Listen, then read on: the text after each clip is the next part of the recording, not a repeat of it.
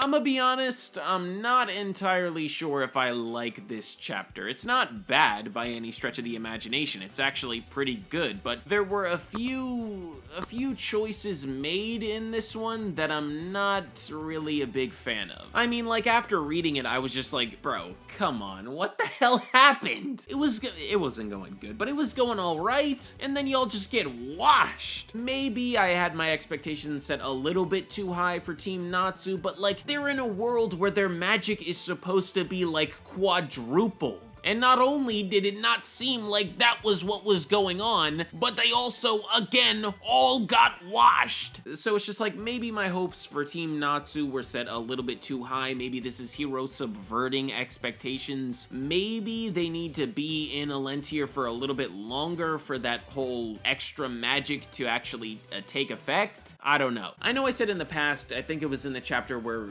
Wendy learned spiritual arts, that it looked like their magic was actually increased, but looking back on it now, nah, it didn't really look like that at all. I'm hoping we get an explanation for what's going on with their magic soon, because I'm flummoxed. But anyways, now that I've basically talked about the end of the chapter, let's start at the beginning and then work our way back, which would be forward, but whatever. So this chapter started off pretty surprising, at least for me, because it started off with Toca and Ferris. I'm not sure why it's so surprising to me. I guess it's because, like, we were so deeply involved with what Team Natsu was doing. I just didn't see this one coming. But anyways, after realizing that they were separated from Team Natsu, Ferris says that it's time to go to the Whiteout Temple. And there, they will meet the Grand White Priestess, and I'm assuming it's a she because it's a priestess and not a priest. But yeah, they will meet her there, and hopefully she will be able to help them. I guess we're getting a new character, and I'm kind of excited for this Grand White Priestess. She's gotta be extremely powerful. She's gotta be like the equivalent of this world's Wizard Saints. And I know that the Wizard Saints aren't really like anything much nowadays. They really don't even stack up to like Natsu, but I mean, I can hope she's powerful. But after that, the chapter cuts to Mimi versus Lucy, and the fight that these two have is pretty entertaining, I can't lie, bro. This chapter full of surprises, because I didn't expect this either. Like, it's pretty good. You got Lucy using basically everything in her arsenal aside from Star Dress combination, and she's just throwing it at Mimi. But Mimi is countering everything. Like, when Lucy was spinning on that tree and then activated the Aquarius Star Dress and then unleashed Aquametria, that was cool. And then you got Mimi eating the water that she's unleashing. It's cool, bro.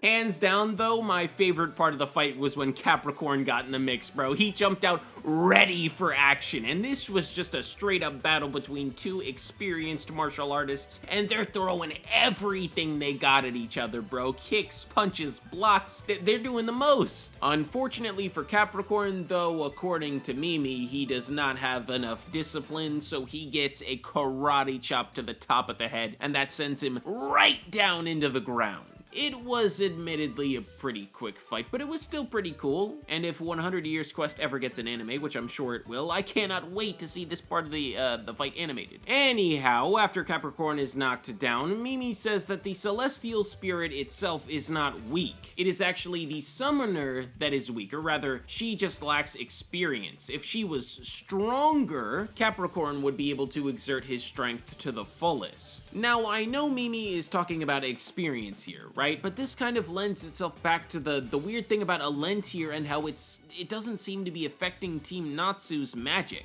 Like, even if Lucy isn't experienced enough, her magic should be so inflamed at this point that shouldn't even really matter. And I know that experience is a whole lot, and just having more power doesn't make up for the lack of experience, but even still, it's just weird. At this point, she should be able to have, like, 16 celestial spirits on the field at once. But to get back to the story, Mimi puts Capricorn down for the count, and Lucy realizes that even though she can summon spirits without her keys, she is nowhere near where she needs to be. She's nowhere near good enough. Mimi then tells Lucy that she is actually the one that requires discipline. Lucy, after receiving an attack from said Mimi, tries to stand up, but realizes that she doesn't have the strength to and collapses on her face. And she says that her power is still so weak. And I have to agree, but where was the Star Dress combination, bro? Did you just not think that your most powerful move would be necessary here? master strategist, everyone. Yuck. But hey, I can't hate too much. She did her thing in this chapter. Kinda. But now, on to the part of the chapter where, you know how I said at the beginning of the video that there were a few choices or decisions that I wasn't really a big fan of? Yeah, this part of the chapter is what I was talking about when I said that. Because in this part, Hakune activates Diamond Effect and freezes Gray and Natsu and Happy, and the fight is over. It was actually over before it even started. Bro, come on.